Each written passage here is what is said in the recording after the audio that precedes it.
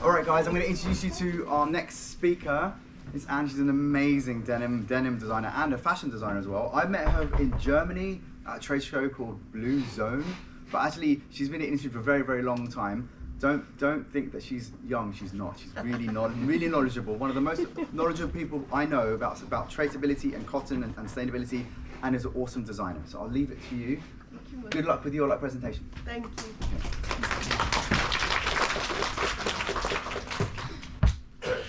Hello everyone. So my name is Anne Oudard. I'm a denim consultant. My job is to design and develop jeans for fashion brands. A big part of my job is to select denim fabric, and as you know, it's mostly made of cotton. The history of cotton, as you've probably heard, is paved with a lot of abuses, colonization, slavery, water depletion, you just name it. But cotton is also a wonderful fiber that's been grown for thousands of years, and today billions of livelihoods depend on it. I care a lot about the impact of the jeans that I make, and that led me to question who made my cotton. So who are the people growing the cotton in my jeans, and what is the impact on the environment and on the people growing it? Before telling you more about my story into cotton and traceability, I like to set up some context. So this is a pair of jeans that I designed, and that's the supply chain behind it. So basically, my job is here. I get fabric from mills, I design the jeans, I make the tech packs, and I send them to a manufacturer who's gonna cut, sew, and wash the jeans before they hit the stores. But the journey of cotton starts way before. Cotton is a plant, so seeds are sown, the plant grows, the cotton balls burst, and then they're harvested. The product of the harvest is called seed cotton. It's called seed cotton because at that stage the fiber is still attached to the seed. The seed cotton is sent to a ginnery. Do you know what a ginnery is? So a ginnery is a place with machines like this called ginning machines. So cotton goes through these machines, the seed cotton goes through these machines, and on one side you'll have just the fibers, and on the other side you'll collect the seeds. A ginnery can be part of a farm, it can be in the same facility, but it can also be part of a cooperative where farmers from the area will bring their cotton. So back to our supply chain. You have the seed cotton cleaned at the ginnery, then the cotton fiber sent to the spinning facility, turned it into yarn. The yarn is then dyed with indigo, in our case. Then it's woven into fabric, and then we make the jeans. In denim, in the denim industry, usually the spinning, dyeing, and weaving happen within the same company. So that would make our supply chain a bit more simple. Or maybe not. Because to make the cotton yarn, spinners have to blend cotton from different qualities. The reason is because the spinning machines are calibrated to certain cotton fiber length. It's called the cotton staple, the length of the fiber. And to reach that average, they blend cotton from different fiber lengths, so from different origins and from different qualities. So this is how things get a bit tricky. You see, those jeans might actually be made from cotton coming from hundreds of farms. And that would be how the supply chain actually looks like. To make the yarns, the spinners are going to buy cotton through a merchant. And that merchant is going to get cotton from various regions of the world. In that case, for example, it could be cotton from one farm in Brazil, but also it could be cotton from Turkey coming from several farms, or in the case of India, for example, it could be from hundreds of farms. That makes a lot of options. And just to give you a better idea, just to visualize, a cotton farm could look like this or like that, and basically everything in between. It's a lot of people involved, and that's how traceability gets tricky. So before I started my journey into the cotton supply chain, I called two good friends. My friend Annie Wells from Simply Suzette, she's an amazing sustainability geek, and my friend Marcia Lanfranchi, and she's the ultimate cotton expert. Together, we decided of the framework of this project, which is a series of reports, each one of them focusing on one part of the supply chain. We started by interviewing people at the brand level, so designers, buyers, CSR managers, asking them how they trace their cotton and what roadblocks they've come across and what solution they had found. After that, we moved on to mills and spinners with the same questions. And now we're actually interviewing cotton traders, so the people in charge of buying cotton for the spinners. It's really interesting. I only have a few minutes here, so I'm just going to sum up the main roadblocks and solutions that were found in that study. Roadblock number one, working in silo. So because of division of labor and how companies are organized, employees are assigned to a specific set of tasks, and they tend to work in silos. Information gets lost because it's not always passed on to the next department. If you take a fashion brand, for example, you have the design department, the development department, the production department, the CSR department. And if they're not communicating properly, information gets lost. And what traceability is all about is passing on information.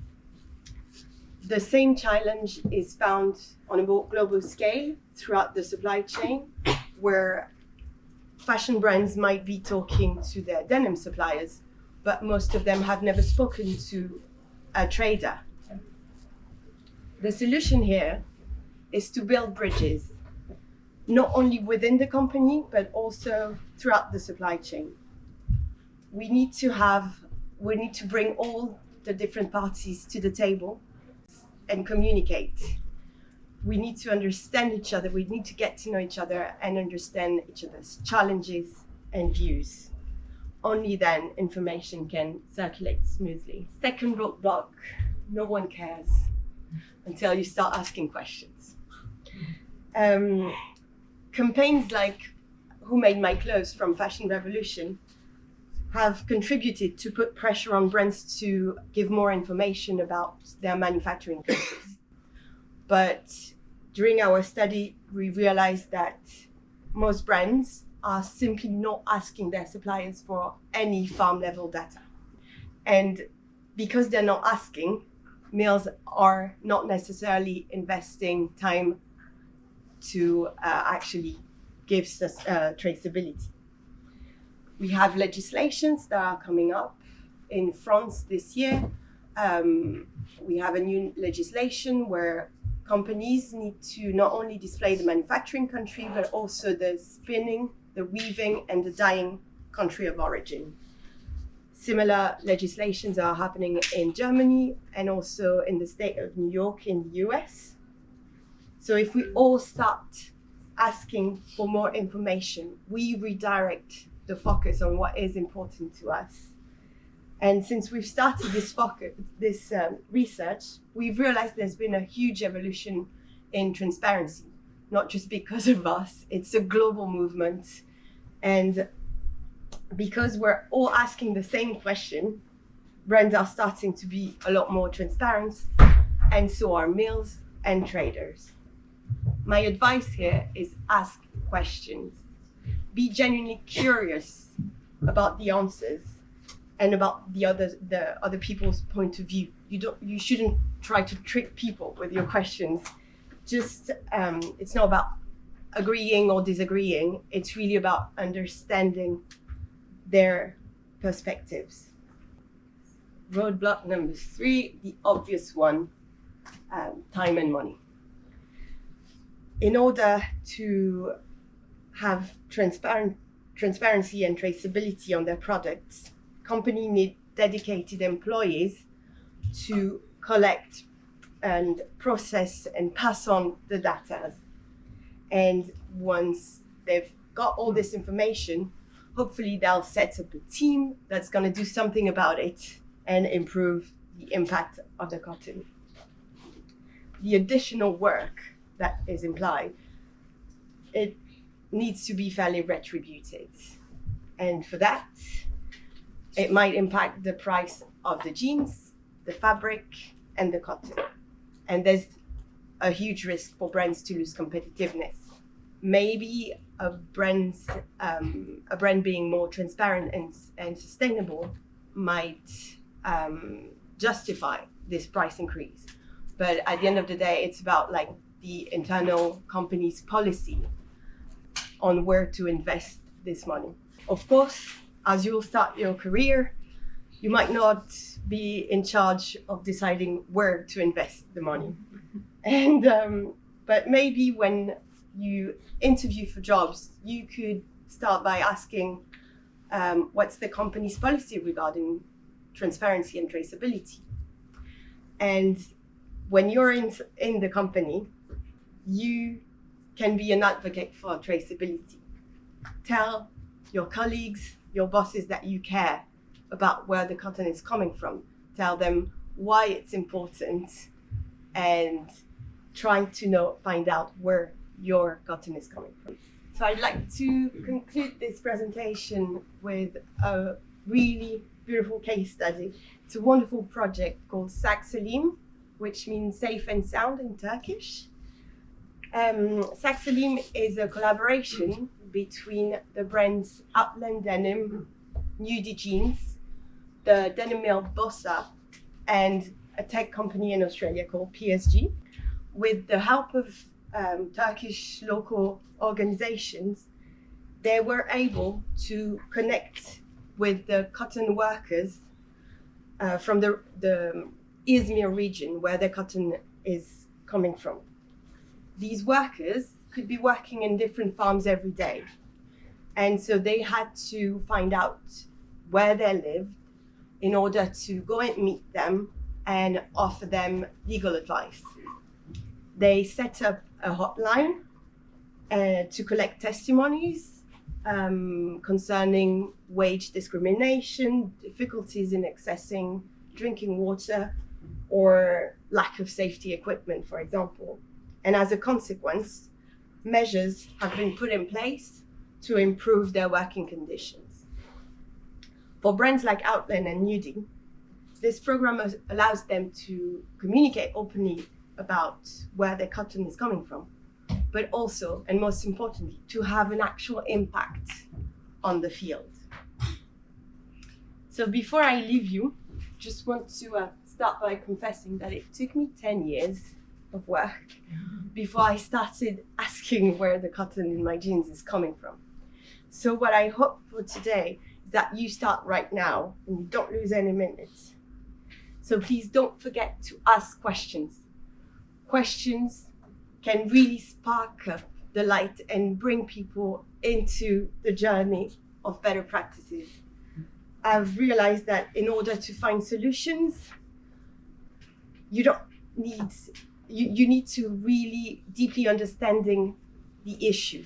And only by asking questions you can get an actual idea of the complexity of the problem, and that will lead you to changing your behaviors as a designer. Always establish relationships over transactions. Remember that when you're buying fabric, you're indirectly buying cotton, and cotton has been grown by someone who took a lot of care into growing it. The cotton is commonly known as, like we talk about cotton as a commodity, a raw material, but at the core of it, it's a plant, it's agriculture, and it's people.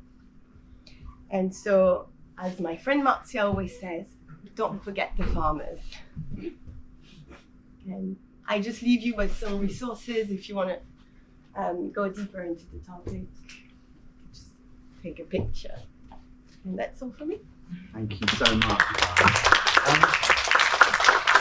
Thank you. We've got any questions, guys, before we move on? But obviously, it's true, you know, like, it's so important. It's so important when we buy stuff to really think about it now. And I'm the same as you. I didn't think about much about where fibers came from until it took me a while. Only when I started working for Tencel maybe 4 or 5 years ago. Yeah. So, you know, I've been a designer for 20 years. So yeah, it's a recent thing for both of us. But any questions, guys, for this expert in this field about where does your cloth and how your garments are made? For me, it's about garments. It's about workers' rights as well. That's what I'm more passionate about. A lot more. I'm like, I don't care where things are made anymore. If they're made right, then it's perfect. It's better for me. Exactly, so. And also there's a lot of companies today rely on certificates to make sure that their fabrics are good, yes. or the fibers are good.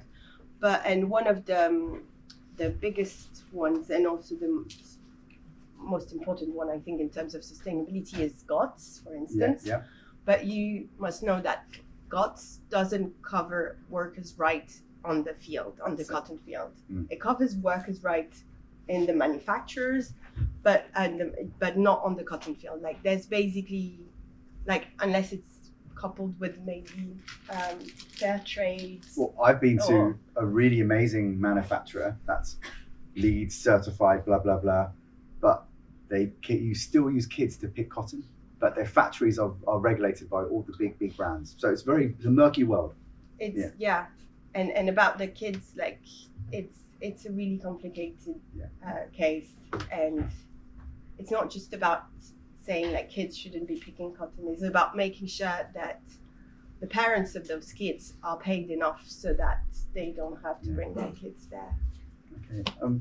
Thank you. It's been recorded. It's going to be on Zoom. Thank you so much, guys. And we're going to go into the next speaker now.